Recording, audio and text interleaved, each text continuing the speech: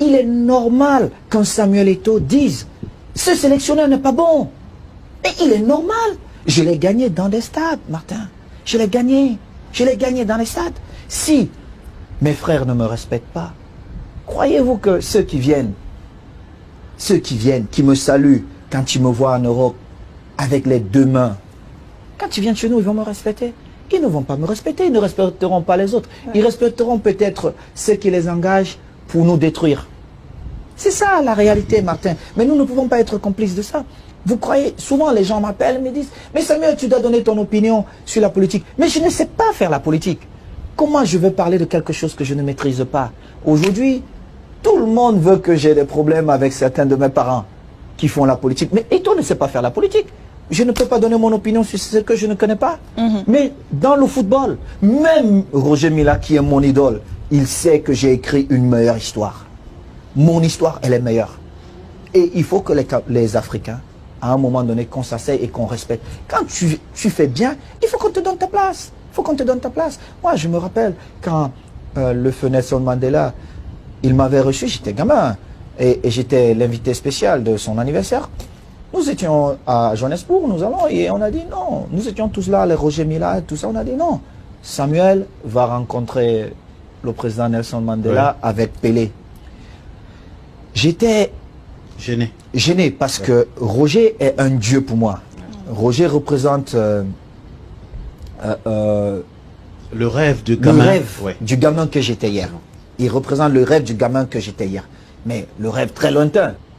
Et qu'on me dise, toi tu vas voir Nelson Mandela avec Pelé. Je voulais le dire, mais Roger c'est mon rêve. Mais je suis allé, il m'a dit, ah, African Soldier. African Soldier. African Soldier. Quand il m'a appelé, je n'ai pas compris tout ça. Et puis, il a parlé 2-3 minutes. Il m'a dit, je suis fier de toi, l'Afrique est fière de toi. Martin, moi, en tant que Camerounais, la seule chose que j'ai toujours rêvé de faire, c'est de hisser très très haut les couleurs de notre beau et cher pays. Et tu l'as fait, Samuel, de toute façon. J'ai essayé. J'espère que d'autres feront mieux que moi. Mais par contre, ce que je ne supporte pas, c'est que certaines personnes se lâchent sur les réseaux sociaux, ce qu'ils ne peuvent pas peut-être faire. Ouais, bah justement, en fait, c'est...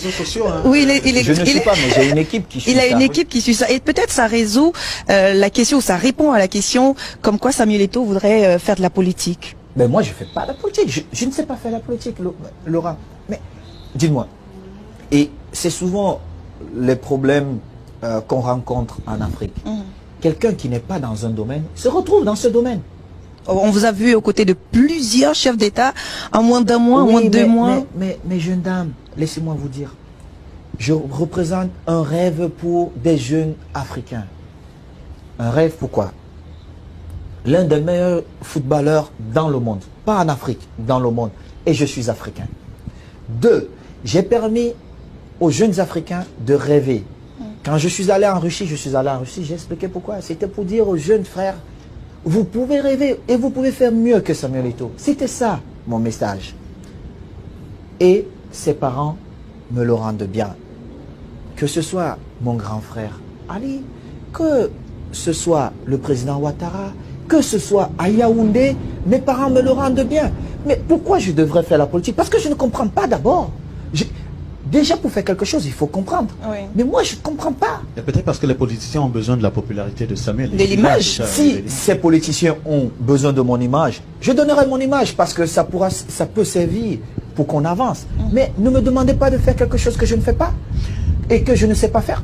Ce que je sais faire, jouer au football, diriger le football, comme je fais avec mon équipe ici, en tant qu'entraîneur. On l'a vu. Ça, on ne peut pas enlever ça. C'est comme ça. Mais ne me demandez pas de faire autre chose. J'ai essayé de faire un business qui n'a pas donné, mais j'ai appris. J'ai beaucoup appris. Lequel des business? 7 mobiles? 7 mobiles. 7 mobiles. J'ai beaucoup appris. Je reviendrai. Parce que j'ai appris. Ce n'était pas mon domaine. J'ai essayé de m'entourer des gens qui s'y connaissaient. J'ai peut-être pris des mauvaises décisions. Mais j'ai appris. Je voulais rentrer dans un autre domaine et apprendre. J'ai vu que ça n'a pas fonctionné comme je voulais, mais je ne baisse pas les bras. Maintenant, j'ai vu qu'est-ce qui n'a pas marché. Il faut réfléchir, il faut prendre du temps et revenir. Mais c'est humble, il faut l'accepter. Oui. Mais aujourd'hui, je sais que quand je vais revenir, je ne ferai plus les mêmes erreurs d'hier. Ça